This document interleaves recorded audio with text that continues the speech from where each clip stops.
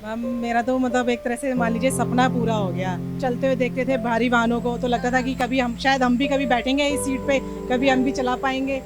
No ma'am, कोई हिचकिचाहट कोई डर बिल्कुल नहीं लगा, क्योंकि ड्राइविंग मेरा पैशन रहा है शुरू से ही। जब मैं 12 साल की थी तभी से मैंने ड्राइविंग शुरू कर दी थी। वो पैशन कब मेरा एक प्रोफेशन बन गया पता ही नहीं चला। मतलब फर्स्ट इंप्रेशन उनका यही होता है कि अच्छा मेल हो है, लेकिन बाद में जब वो बात करते हैं या मेरे कंडक्टर मार्शल मुझसे मैम करके बात करते हैं, तो उनको पता चलता है कि ये तो फीमेल है, मतलब मैडम चला रही है। हमारी दिल्ली सरकार का भी नाम हो रहा है कि वो इस फील्ड में पहली बार महिलाओं को हैवी व्हीकल्स चलाने के लिए ड्राइवर के रूप में हमें आगे बढ़ा रहे हैं।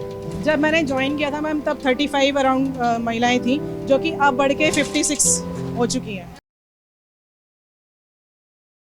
नमस्कार साथियों, मेरा नाम है आशा शर्मा और आप देख रहे हैं सौगंध टीवी। साथियों, अगर बात की जाए तो जिस बस में इस वक्त मैं मौजूद हूं और आप लोग देख रहे होंगे कि बस जो है वो चल रही है। ऐसी बस को देख के या बड़े वाहनों को देख के अमूमन तौर पे हम लोग अंदाज़ा लगाते हैं कि इसका चालक जो है कोई पुरुष होगा, यानी कि कोई आदमी होगा जिसने कई सालों की ट्रेनिंग ली होगी। उसके बाद उसने जो भारी वाहन है उनको चलाने की जो है उन्होंने प्रतिभा हासिल की होगी। लेकिन हमारी सरकारों ने अगर बात की जाए तो महिलाओं को महिला सशक्तिकरण की ओर इतना बढ़ावा दिया कि उसमें अगर बात की जाए तो महिलाओं के लिए क्या क्या सुविधाएं हैं। अब महिलाएं भी किसी से कम नहीं हैं। महिलाएं भी अब बाहरी वाहन जो है वो चला सकती हैं। ये बस जो है डीटीसी की बस है और डीटीसी बस की अगर मैं बात करूं तो इनकी जो चालक हैं वो कोई आदमी या पुरुष नहीं है। इनकी चालक जो है वो एक महिला है, नाम है योगिता पुरिल। कई सालों से जो है वो वाहनों को चलाती आई हैं और भी इसके अलावा भी बहुत सारे ऐसे वाहन हैं जिनको योगिता जो है वो चलाती हैं। लेकिन बस तक की जर्नी जो है वो कैसे रही उसके बारे में बात करेंगे उनसे। योगिता जी, कैसे नमस्कार मैम। कैसे मतलब कैसा अनुभव हो रहा है डीटीसी? मैम मेरा तो मतलब एक तरह से मान लीजिए सपना पूरा हो गया। मैंने मतलब सोचा था, पहले हम छोटा व्हीकल चलाते थे तो लगता था कि कभी मतलब चलते हुए देखते थे भारी वाहनों को, तो लगता था कि कभी हम शायद हम भी कभी बैठेंगे इस सीट पे, कभी हम भी चला पाएंगे।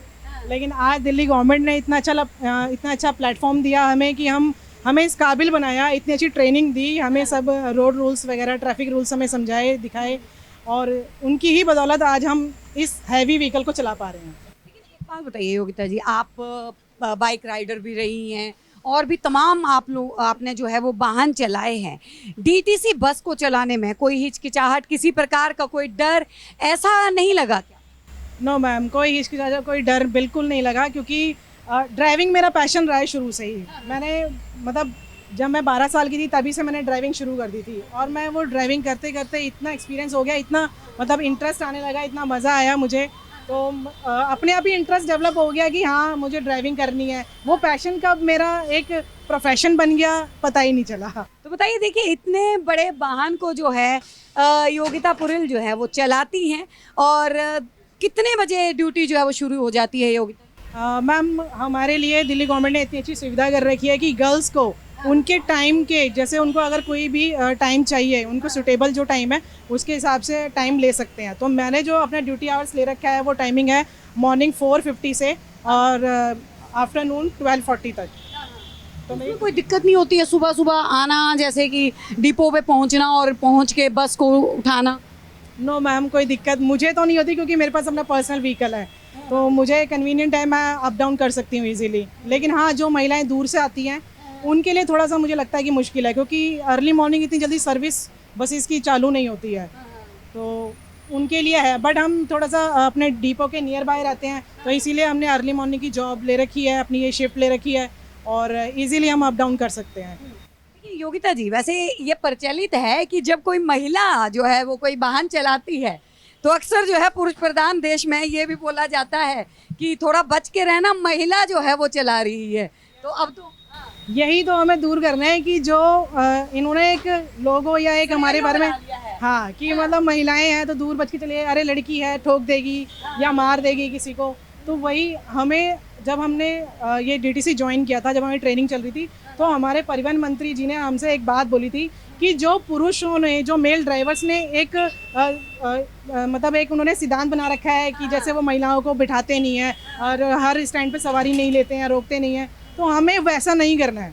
हमें महिलाओं को आगे बढ़ाना है। जिस तरह हम आगे बढ़ रहे हैं, अगर हम किसी महिला को सपोर्ट करेंगे, उनकी हेल्प करेंगे या अपनी जॉब को ईमानदारी से निभाएंगे, तो तभी हम आगे बढ़ पाएंगे और इसी से हमारा भी और हमारे देश का भी नाम रोशन होगा। अच्छा, सवारियां बैठती होंगी तो सवारियों का क्या रिएक्शन रहता है जब पता चलता है महिला ड्राइवर? मैम पहले तो थोड़ा अचंभित हो जाते हैं, सोचते हैं कि अच्छा वो मतलब फर्स्ट इंप्रेशन उनका यही होता है कि अच्छा मेल हो है, लेकिन बाद में जब वो बात करते हैं या मेरे कंडक्टर मार्शल मुझसे मैम करके बात करते हैं तो उनको पता चलता है कि अरे ये तो फीमेल है, मतलब मैडम चला रही है। कि आपने अपना लुक ऐसा बना। जी बिल्कुल बिल्कुल, तो इसलिए थोड़ा सा पर मन खुशी भी होती है कि चलो एक मोटिवेट करते हैं, वो मुझे प्रोत्साहन मिलता है, वो खुश होते हैं कि चलो अच्छा है, महिलाएं भी इस फील्ड में आ रही हैं, अच्छा काम कर रही हैं और हमारी दिल्ली सरकार का भी नाम हो रहा है कि वो इस फील्ड में पहली बार महिलाओं को हैवी व्हीकल्स चलाने के लिए ड्राइवर के रूप में हमें आगे बढ़ा रहे हैं।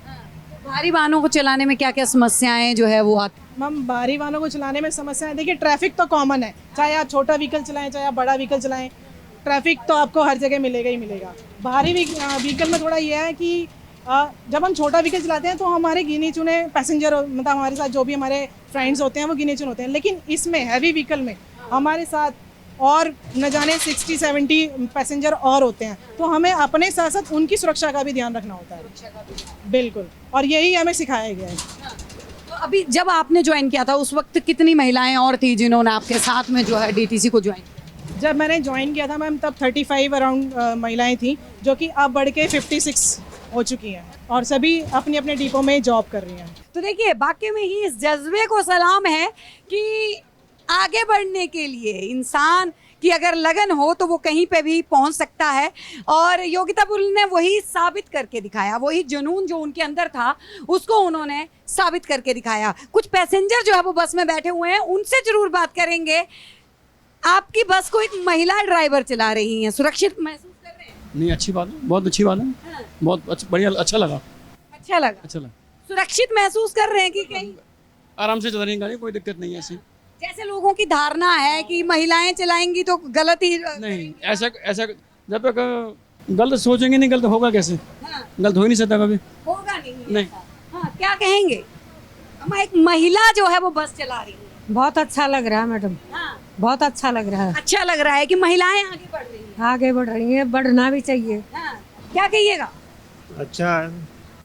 सही है। हाँ सही है। तो आप भी चाहते हैं कि आगे महिलाओं को जो है प्रोत्साहन मिले इससे? हाँ यही चाहते हैं। कोई डर तो नहीं लग रहा कि बस में यही बैठे हैं? डर नहीं लग रहा। देखिए तमाम यहाँ पे जो है वो लोग हैं, मार्शल जो है यहाँ पे पूरा दिन एक महिला चालक के साथ आप जो है वो ड्यूटी देते हैं, क्या क्या महसूस करते हैं? एकदम ब्यूटीफुल फेस करते हैं और इससे अच्छा है आगे महिला को भी योगदान मिलता है काम करने के लिए, इनसे हिम्मत मिलती है कि आगे बढ़ चढ़ के और भी महिला प्रयास करें और अच्छा कार्य करें। सहयोग पूरा करना चाहिए, पूरा सपोर्ट करना चाहिए, उससे भी हम सब उन्हें भी हम सपोर्ट करेंगे, आगे भी महिला ड्राइविंग के लिए आगे बढ़ चढ़ के हिस्सा लें। आपकी शुरू से जो ड्यूटी है वो यहीं पे है योगिता जी के साथ? हाँ जी। लोग जो हैं वो तरह तरह की धारणाएं रखते हैं, तरह तरह की बातें करते हैं, लेकिन जब एक महिला सारी बेड़ियों को तोड़कर आगे बढ़ती है तो उसके बाद जो महिला सामने आती है वो वाकई में ही नारी शक्ति का एक रूप होती है। योगिता पुरी ने भी और तमाम उन महिलाओं ने जो कि डीटीसी के अंदर इस वक्त जो है वो चालक हैं और कार्य कर रही हैं, उन्होंने ये साबित कर दिया कि कुछ भी असंभव नहीं है। आप लोगों को कैसी लगी योगिता पुरी की ये कहानी हमें जरूर बताइएगा। बने रहिए हमारे साथ, देखते रहिए सौगंध टीवी। आप देख रहे हैं सौगंध टीवी, सौगंध वतन की।